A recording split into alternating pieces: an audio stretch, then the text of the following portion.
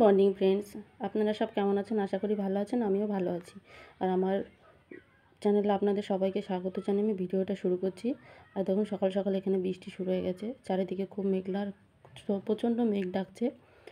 তো আমি ভিডিওটা এখান থেকেই শুরু করছি। ভিডিওটা দেখতে থাকুন, আশা করি আপনাদের ভালো লাগবে।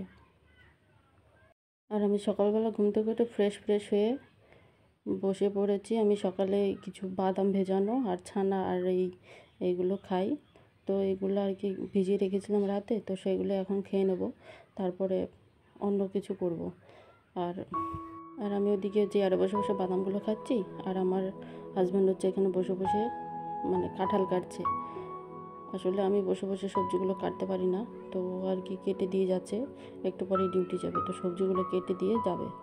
তো আজকে রান্না হবে কাঁঠালের এঁচোড় চিংড়ি মাছ দিয়ে। তো এই হবে, আর ডাল হবে। তো সেইগুলো আমাকে একটু গুছিয়ে গাছিয়ে দিয়ে যাবে, যাতে আমি রান্না করতে পারি বসে বসে। আমাকে যেন বেশি মানে উঁচু নিচু মানে বারবার বসা ওঠা না করতে হয় ওর জন্য। তো ওই আর কি সবজিগুলো কাটছে। এগুলো কাটার পরে আর গেছিলো বাজারে আজকে। তো আজ আর কিছু ব্রেকফাস্ট বানায়নি, বাজার থেকেই ব্রেকফাস্ট নিয়ে এসছে। তো ব্রেকফাস্টে নিয়ে এসে হচ্ছে পুরি, সবজি, আর মেয়ে মিষ্টি ভালোবাসে, মেয়ের জন্য মিষ্টি নিয়ে এসছে। তো এতগুলো পুরি তো নিয়ে এসছে, পুরি তো এতগুলো খাওয়া হবে না। এখানে 3-4খানা কুকুরের বাচ্চা আছে, ওদের দেবে, আর যতটুকু খাই খাবো। তো আবার ডিউটি যাওয়ার আগে হচ্ছে মানে এখানে আমার ফ্যানে মানে ঘরগুলো খুব নোংরা হয়েছিল, সেগুলো একটু পরিষ্কার করে দিয়ে যাচ্ছে। উঁচুতে উঠতে পারি না, বারবার ওঠানামা করতে পারি না, এগুলো করে দিয়ে যাবো।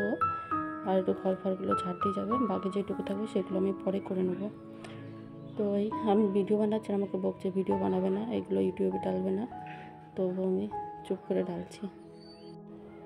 তো আর কি কাজবাজগুলো আমাকে গুছিয়ে দিয়ে যাচ্ছে হচ্ছে ইন্টারভিউ দিতে, ছুটি নেওয়ার জন্য, কারণ আমার ডেলিভারি ডেট এগিয়ে আসছে। তো এখন যদি ছুটি না নেয় আমি আর পারবো না, ওর জন্য ও ইন্টারভিউ দিতে চলে গেল। দেখি, আশা করি কাল পরশুর মধ্যে ছুটি হয়ে যাবে, তারপর আমি একটু রেস্ট করতে পারবো। তো এই মেয়েকে বলছিলাম, দেখ গাছে কত সুন্দর ফুল ফুটেছে। তো একটা ঘরে ও আর কি মানে ঝেড়ে ঝুড়ে দিয়ে গেছে, আর একটা ঘর বাকি ছিল, টাইম ছিল না বলে চলে গেল। তো বাদ বাকি কাজটুকু আমি করছি টুকটুক করে, এই চলছে না, গাড়ি ঠেলে ঠুলে চালিয়ে করছি। তবে দেখা যাক কি কত তাড়াতাড়ি হয়ে যায়, মানে কত তাড়াতাড়ি হয়।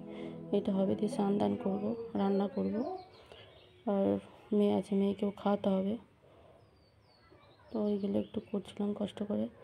আসলে অনেক দিন থেকে করা হয় না, নিজে পারি না। তো ওকে অনেক দিন থেকে বলছিলাম, ওরও টাইম হয় না। যাই হোক, আজকে একটু টাইম করবো। একটা ঘর করে দিয়ে গেলো, আর একটা ঘর আমি করছি। আর আসলে এই টিভির এই দিকটা আর ইনভার্টারের উপর দিয়ে চরম ধুলো পড়েছে। বাইরে 2 দিন থেকে খুব হাওয়া দিচ্ছে, তো বাইরের ধুলোগুলো সব ঘরে এসে ঢুকেছে।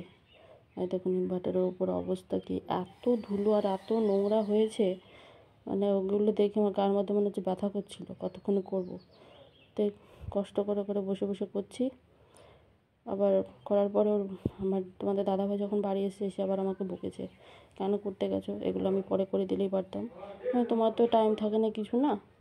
তো আমি আর কি বসে যতটুকু পারলাম অতটুকুই করলাম, বাদ বাকি তুমি করে দিও। তো ওই বসে হাঁপিয়ে হুপে করছি। আর এই ইনভার্টার ওই সাইডগুলোতে থাকে হচ্ছে মেয়ের সব খেলনাগুলো, ওই জায়গাতেই গুছিয়ে রাখি। নাহলে পরে এখানে একটা ওখানে একটা সেখানে একটা সারা ঘরে ছিটিয়ে রাখবে। তারপরে একটু পর মা এটা কই, মা ওটা কই, সেটা কই, আমার মাথাটা খারাপ করে দেয়।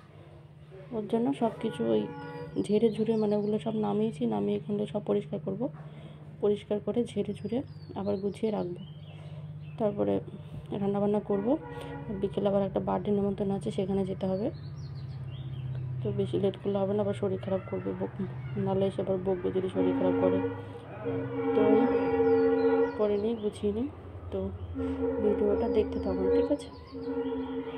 ব্যাস আমার ঝাড়াঝুড়ো কমপ্লিট, সব গুছিয়ে গেছে, রেখে দিচ্ছি। দিয়ে এবার যাচ্ছে হচ্ছে স্নান করতে। আর আমি একটুখানি কাজ করে হাঁপি চাইতে, তো এইটুকু করে মানে চান করতে যাওয়ার আগে একটুখানি রেস্ট করছিলাম। তো দেখুন এতক্ষণ মানে বসে থাকার পর একটুখানি যখন নাকি শোয়ার পরে দেখুন পেটের মধ্যে এমন মানে গুতি চলছে, এপাশ থেকে ওই পাশ থেকে সে পাশ, মানে পেটটাকে পুরো হিলিয়ে দিচ্ছে, কোনো মতে আর চুপ থাকতে দেয় না।